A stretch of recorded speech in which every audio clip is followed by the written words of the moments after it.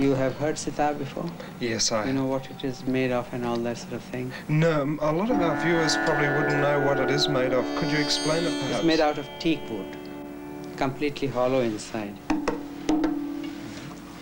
This portion, as you see, this round portion, is a gourd. Another smaller gourd here on the top with an opening, which serves as the sound box. There are 6 main strings for playing, 4 for melody, and 2 for rhythm or drone. And underneath there are 13 strings which are tuned differently each time before we play on a raga or the melody forms on which we improvise.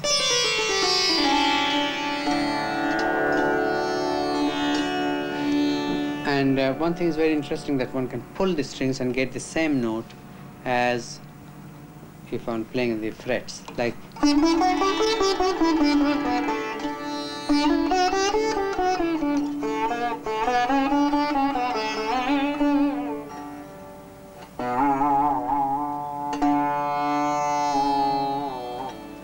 So you can get the different effects of voice or even bowed instrument and such.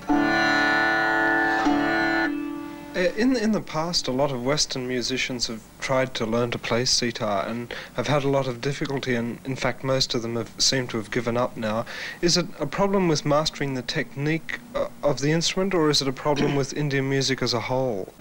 Well, that's again what I was saying. It takes many years of proper training and long practices. First on fixed materials, fixed songs, fixed guts, which are the instrumental compositions. And then you start getting the insight of raga only after a few years, you know. Otherwise, they are mere succession of notes. A raga, for instance, is very hard to explain otherwise. It has to be based on a scale. We have 72 basic scale, you know, full octave scales, 72. And each of these ragas, there are thousands and thousands of ragas. Each of them have to be based on a particular scale out of the 72.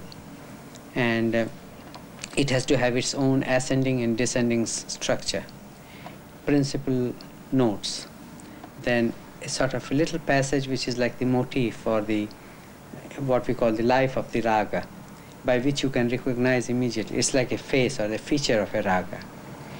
And after that, all those glissandos and special usage of microtones, you know, embellishments, you give life to the raga. Then raga becomes alive, you know, as far as we are concerned.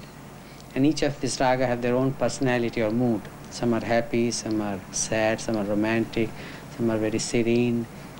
So we have to consider all this, and bearing all this in mind, being, you know, very within these rigid principles, we have to improvise and then become as free as a bird, you know. So that's a very difficult, that's why many people misunderstand. They think we improvise same way as in the jazz. That's not so. You have done some work with Western musicians. Can you see a time when Western music and Indian music and music of other cultures will unite to form a world music? Well, I am not very interested in that. I mean, these things has been happening itself without anyone trying, you know. You find that all the time, especially in the commercial field, commercial music, you find everybody trying more or less as a gimmick, you know, trying out this, trying out that. But I, in fact, myself, you know, have tried a lot of experimentations in films, ballet music, music for orchestra. But on the other hand, as a classical musician, as a performer of sitar, playing the classical traditional music of India, I believe that these purities should be kept intact. It's good to be enlightened to the other style of music. It's good to be able to appreciate, to understand. You get so much more which we miss otherwise, you know. It doesn't mean one has to mix them up and try to make one. I like to see different type of people, different type of dress, different type of food. That's the charm of life. Variety is the spice of life, no?